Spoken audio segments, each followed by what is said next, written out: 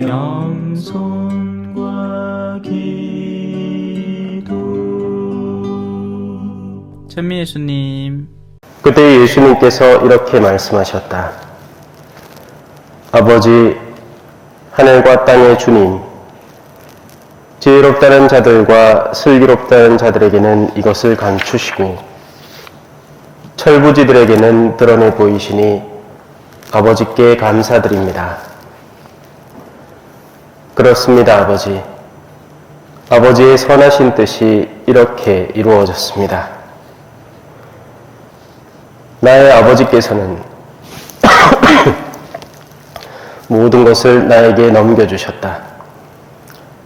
그래서 아버지 외에는 아무도 아들을 알지 못한다. 또 아들 외에는, 그리고 그가 아버지를 드러내 보여주려는 사람 외에는 아무도 아버지를 알지 못한다. 고생하며 무거운 짐을 진 너희는 모두 나에게 오너라. 내가 너희에게 안식을 주겠다. 나는 마음이 온유하고 겸손하니 내 멍에를 메고 나에게 배워라. 그러면 너희가 안식을 얻을 것이다. 정녕 내 멍에는 편하고 내 짐은 가볍다. 주님의 말씀입니다.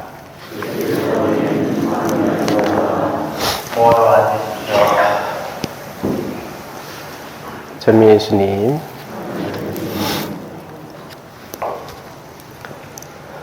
우리는 계획된 삶을 살아갑니다. 많은 것들을 계획 속에 넣어놓고 오늘 이것을 하고 내일은 저것을 하고 그리고 그 다음에는 이것을 계획합니다. 하지만 얼마 전에도 제주공항에 비행기가 다 결항된 것처럼 때로는 예상치 못한 일들이 벌어지고 우리는 당황을 하게 됩니다. 세상 안에서 벌어지는 일은 이든저든 해결책이 있습니다. 이로 못 씹으면 잇몸으로 씹으면 되죠. 하지만 이 죽음이라는 현실은 우리를 가장 당혹스럽게 합니다. 살려고 살거든요. 여기 모여있는 모든 사람들은 살려고 삽니다. 그런데 죽음이라는 것은 그것을 철저하게, 완전하게 파괴해버립니다. 그리고 거기에서부터 적지 않은 이들이 길을 잃죠. 어떻게 해야 될지 모르는 겁니다. 하지만 신앙이라는 우리가 갖고 있는 이 힘은 예로부터 이미 시작부터 그것에 대해서 알려주고 있습니다. 사람의 생명은 단순히 숨쉬는 이 목숨줄에 달린 것만이 아니라 영혼의 능력에 달린 것이라는 것을 알려주고 그것을 키우고 집중하고 바로잡아 나가는 길을 수도 없이 가르쳐 줍니다. 하지만 안타깝게도 그 목소리에 제대로 귀를 기울이는 신앙인조차 잘 없습니다. 그러다 보니 계속 당황을 하게 되죠. 아이들에게 하느님을 가르치면 정말 순진하게 받아들입니다. 그냥 하느님이 원래부터 계신 분인 양 그렇게 하느님의 존재를 인지하죠. 하지만 어른이 되어 갈수록 우리는 점점 더 교활해집니다. 왜냐하면 이미 갖추어 놓은 우리의 것을 빼앗기고 싶지 않다는 욕구가 우리 안에 생겨나기 시작하게 됩니다. 이건 내 거라는 생각이죠. 내가 만든 집, 내가 이룩한 재산, 내가 형성해 놓은 가정. 그러나 신앙의 눈으로 그 내면을 바라보면 어렵지 않게 그 현실을 알 수 있습니다. 내가 한 게 아닙니다. 하느님께서 허락해서 가질 수 있었던 재산, 하느님께서 건강한 몸을 허락해 주셔서 가질 수 있었던 가정, 모든 것이 그 근간에 영원한 분의 존재를 드러냅니다. 그래서 오늘 복음은 지혜롭다는 자들과 슬기롭다는 자들에게는 이것을 감추시고 철부지들에게는 드러내 보이시니 아버지께 감사드린다고 합니다. 그리고 나아가 예수님은 우리가 지금 살고 있는 이 생 자체를 고생하며 무거운 짐을 진 우리로 규정합니다.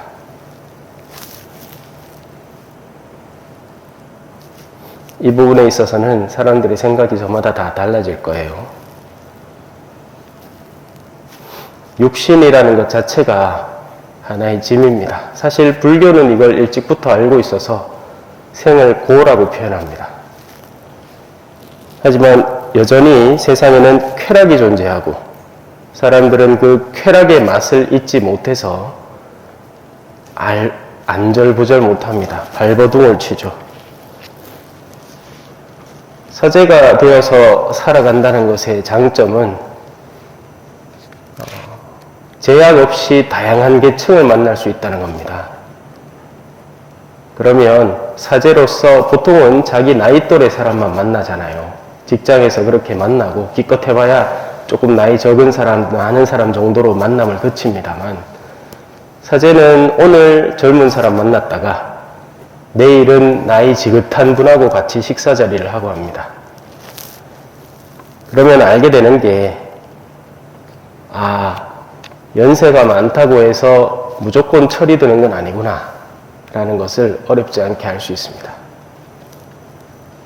여전히 집착에 빠져 있는 사람들, 세상의 것들을 쌓기 위해서 애를 쓰는 사람들을 어렵지 않게 만나고 아무리 애를 써서 그 눈을 밝혀주려고 해도 이게 쉽게 안 되는구나 하는 것을 몇 번의 대화로 금방 알 수 있게 됩니다.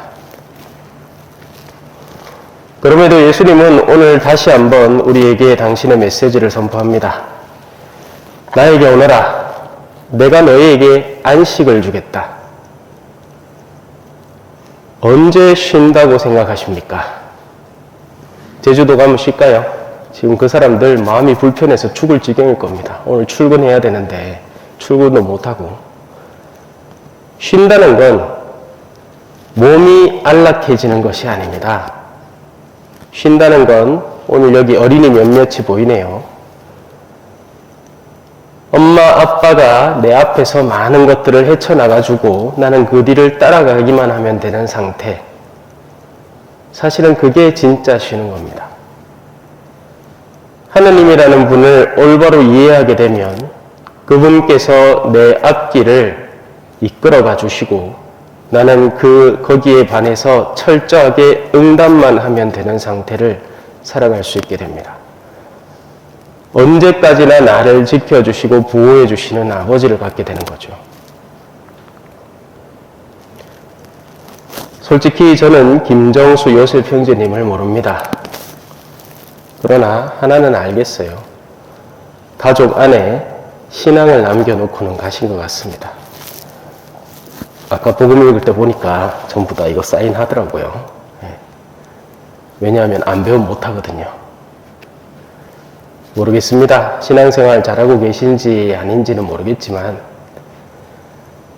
떠나신 분이 아니에요. 잠깐 헤어진 겁니다. 우리 신앙 안에서는 그렇게 가르치죠. 언젠가는 다시 만날 사람입니다.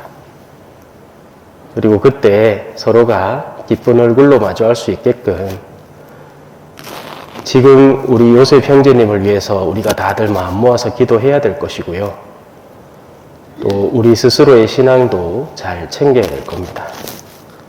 그래야 같은 곳에서 함께 기뻐할 수 있겠죠.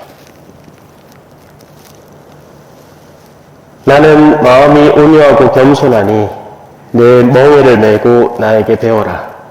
그러면 너희가 영혼의 안식을 얻을 것이다. 세상에서 좀 더 벌어서 육체의 안식을 구하는 헛된 사람이 되지 마십시오. 언젠간 다 빼앗길 것들입니다. 차라리 그것을 가난한 이들에게 나눠줌으로써 마음속 깊은 곳에 영혼의 진정한 안식을 얻는 사람으로 성장해 나갈 수 있게 되기를 바라겠습니다.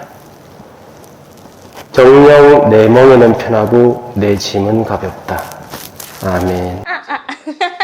찬미 예수님, 겸손과 기도.